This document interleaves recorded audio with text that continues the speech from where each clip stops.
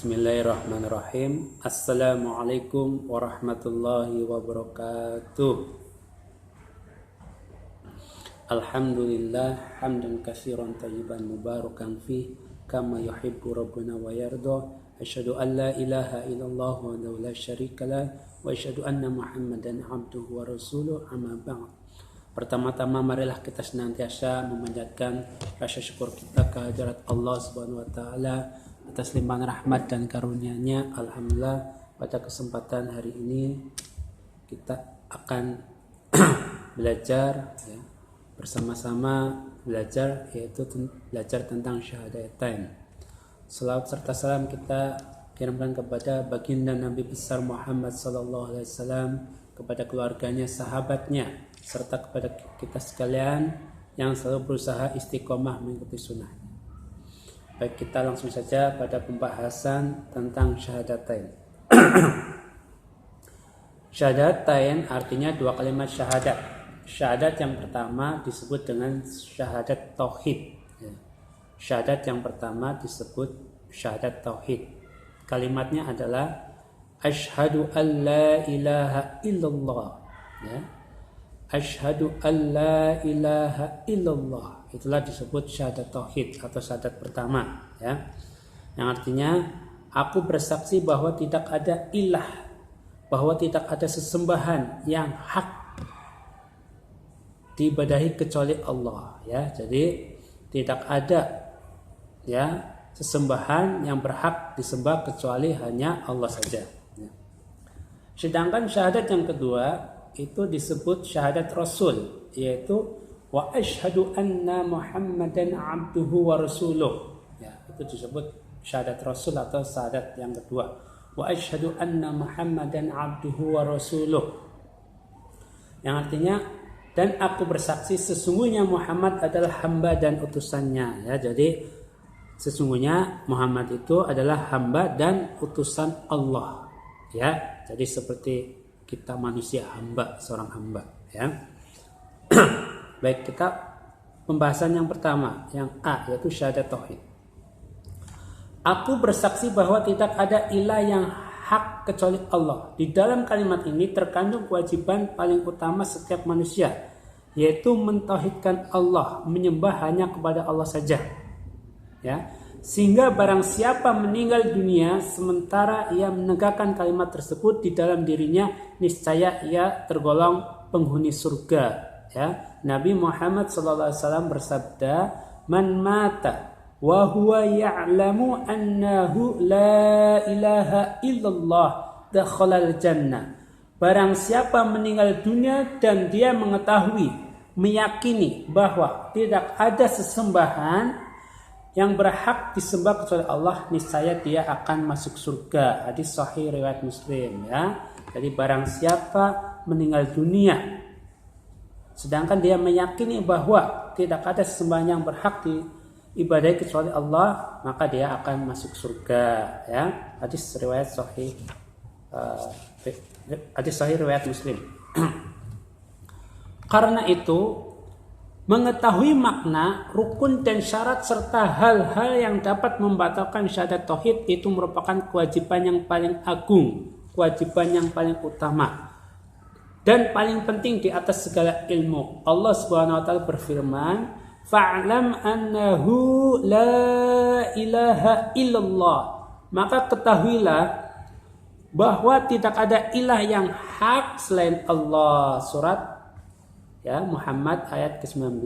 Jadi ketahuilah bahwa tidak ada sesembahan yang berhak disembah kecuali Allah. Walaupun ada yang mengatakan Tuhan-Tuhan itu ada banyak, tapi sesungguhnya bahwa Tuhan yang berhak disembah hanyalah Allah saja. Karena apa? Karena Allah yang telah menciptakan kita, memberikan rezeki bagi kita, yang mengatur alam ini. Semuanya adalah Allah. Yang pertama, makna syahadat tauhid. Adapun makna kalimat la ilaha illallah ialah la ma'buda bihaqqin illallah, yaitu tidak ada satu sesembahan pun yang hak yang benar selain Allah. Jadi yang benar hanya Allah saja. Yang kedua, rukun syahadat tauhid. Kalimat la ilaha illallah terdiri dari dua bagian yang merupakan rukun-rukunnya, yaitu yang pertama, anafyu, meniadakan. Ia terkandung dalam kata la ilaha. Penggalan ini menolak semua sesembahan yang batil. Semua sesembahan selain Allah itu batil, buruk, ya. Juga memerintahkan agar menjauhi syirik dan mengingkari segala peribadahan kepada selain Allah. Jadi kita, ya, diperintahkan agar mengingkari semua peribadahan selain Allah, ya. Yang kedua, al-isbat, menetapkan. Ia terkandung dalam kata illallah. Penggalan ini menegaskan bahwa ibadah hanya untuk Allah semata, ya. Jadi kalau kita beribadah, kita niatkan ikhlas hanya karena Allah saja, tidak yang lainnya, bukan karena dunia atau yang lainnya, ya, tapi hanya karena Allah saja. Terus selanjutnya, ya, yang ketiga, syarat syahadat tauhid. Ini bukan pembahasan rukun syahadat tauhid, ya, tapi pembahasan yang lainnya. Yang ketiga tentang syarat syahadat tauhid. Kalimat tauhid la ilaha illallah tidak akan memberi manfaat kepada orang yang mengucapkannya hingga dia memenuhi 7 syarat berikut ini, ya. Jadi kita, ya, kalau pengen tauhid kita sudah benar, kita harus mempelajari apa itu syarat-syarat tauhid yang harus kita ketahui. Di antara yang pertama, al-ilmu, ya, yaitu ilmu. Yaitu mengetahui makna la ilaha illallah berdasarkan ilmu, tidak hanya sekedar taklid atau ikut-ikutan saja, tapi kita benar-benar tahu, ya, mengetahuinya. Bahkan setiap muslim dituntut untuk mendakwahkan makna kalimat ini dengan benar kepada orang lain. Hal ini hanya dapat dilakukan setelah ia mempelajarinya dengan bersungguh-sungguh, ya. Tentunya sebelum kita beramal harus berilmu terlebih dahulu agar apa yang kita kerjakan itu tidak sia-sia, ya. Biar apa yang kita kerjakan itu sesuai dengan contoh Nabi Muhammad SAW. Yang kedua, syarat-syarat tauhid yang kedua yaitu yakin, al-yakin, ya. Maksudnya apa? Maksudnya orang yang mengucapkan kalimat ini harus benar-benar meyakini makna yang terkandung di dalamnya. Jika ia masih menyimpan rasa ragu-ragu, maka ucapannya itu sia-sia belaka. Jadi kita harus sudah benar-benar yakin, ya. Harus benar-benar yakin tentang tauhid ini, ya, tidak ragu-ragu. Yang ketiga, qabul, al-qabul, ya. Artinya bersedia menerima seluruh makna yang dikandung kalimat ini dan tidak menolaknya meskipun hanya sebagiannya. Jadi apa yang terkandung dalam kalimat syahadat kita harus menerima semuanya. Nah, yang keempat, al-inqiyad, yaitu bersedia untuk tunduk patuh terhadap semua tuntutan yang terkandung di dalam kalimat ini. Ia tidak boleh membangkang atau mengabaikannya. Jadi kita harus tunduk dan patuh terhadap kalimat ini, tauhid ini, ya. Yang kelima, as-sidik, kata sidik, ya. Maksudnya orang yang mengucapkan kalimat ini harus jujur bahwa hatinya membenarkan syahadat yang diucapkan oleh lisannya, ya, oleh mulutnya itu, oleh perkataannya, dan siap menerima segala konsekuensinya. Jadi kita harus jujur dalam hati kita membenarkan syahadat yang diucapkan oleh lisan kita, ya. Jadi benar-benar dari dalam hati jujur, ya. Yang keenam, al-ikhlas, ya, atau ikhlas. Maksudnya orang yang mengucapkan kalimat ini hendaknya benar-benar ikhlas dalam mengucapkannya semata-mata karena Allah, ya. Bukan karena ingin mencari keuntungan duniawi. Jadi benar-benar ikhlas hanya karena Allah semata, ya, bukan untuk kepentingan dunia. Yang ketujuh, al-mahabbah atau mahabbah, ya. Artinya orang yang mengucapkannya harus mencintai kalimat ini sepenuh hati, ya. Jadi kita harus benar-benar mencintai sepenuh hati. Hal itu ditunjukkan melalui ucapan, pemahaman, dan perbuatannya yang sesuai dengan kalimat tauhid tersebut. Begitu pula ia harus mencintai siapapun yang mengucapkan, memahami, dan mengamalkan kalimat ini dengan benar. Ya, jadi kita harus benar-benar mencintai, ya. Kita harus benar-benar mencintai, ya. Itulah tentang 7 daripada syarat syahadat tauhid, ya. Di antaranya Bapak ulangi lagi, ya. Yaitu ilmu, yang kedua yakin, yang ketiga qabul, yang keempat inqiyad, yang kelima siddiq, yang keenam ikhlas, dan yang ketujuh mahabbah, ya. Selanjutnya yang B tentang syahadat Rasul. Tadi kita sudah membahas tentang syahadat tauhid, ya. Syahadat tauhid. Ya, yang pertama tadi ya. Ya, syahadat tauhid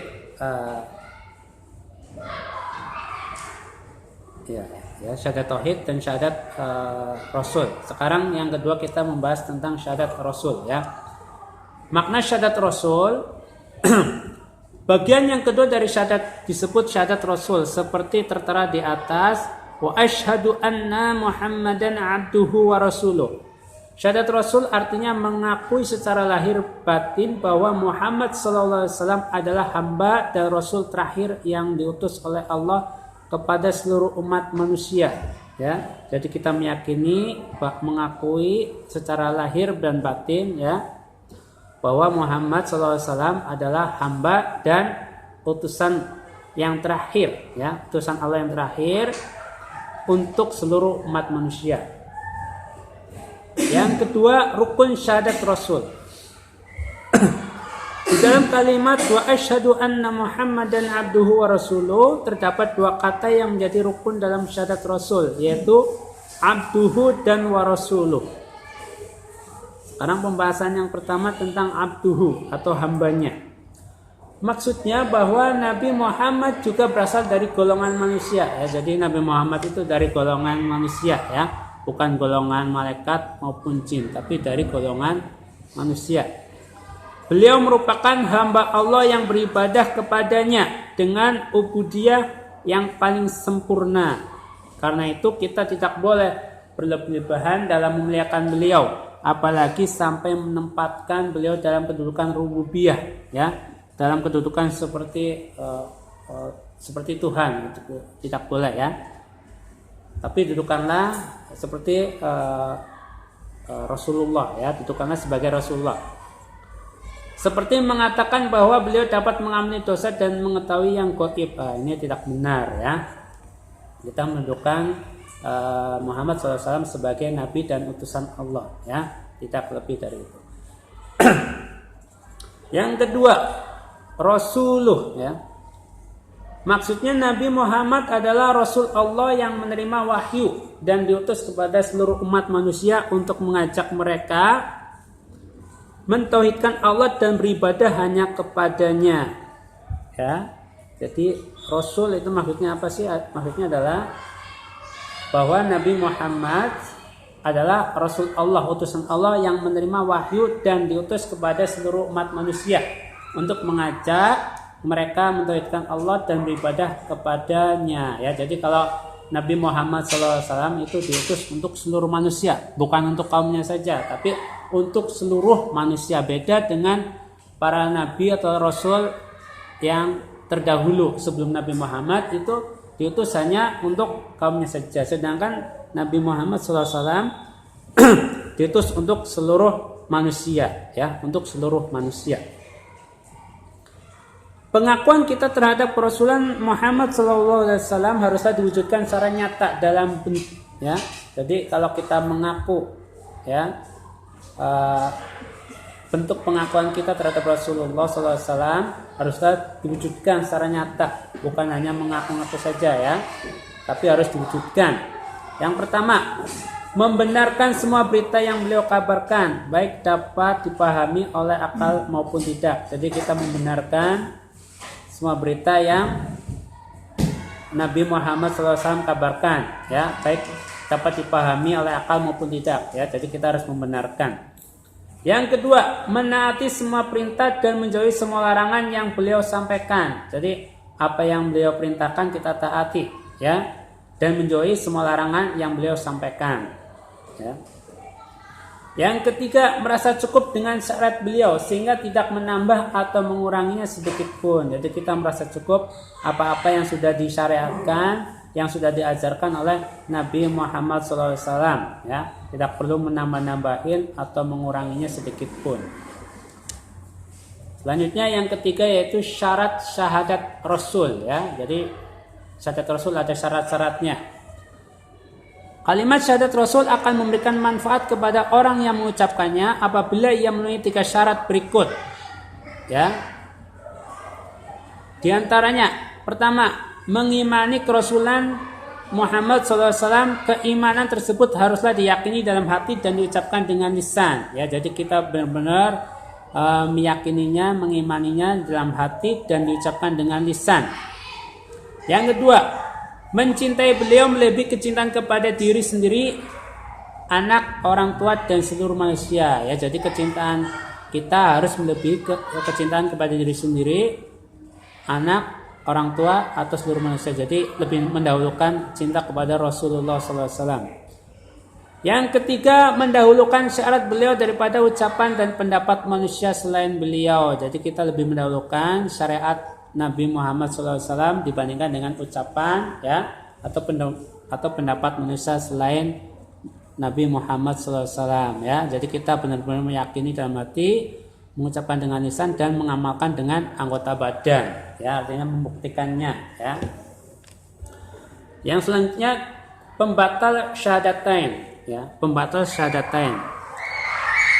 Syahadatain dapat menjadi sia-sia apabila seseorang melakukan hal yang membatalkannya. Di antara hal yang dapat membatalkan syahadatain ialah, ya, jadi ada pembatal 2 kalimat syahadat, ya. Di antaranya, 1, syirik kepada Allah dalam ibadah, ya. Jadi kalau orang, ya, menyembah Allah kemudian menyembah juga kepada selain Allah, ya, syahadatnya menjadi batal, ya.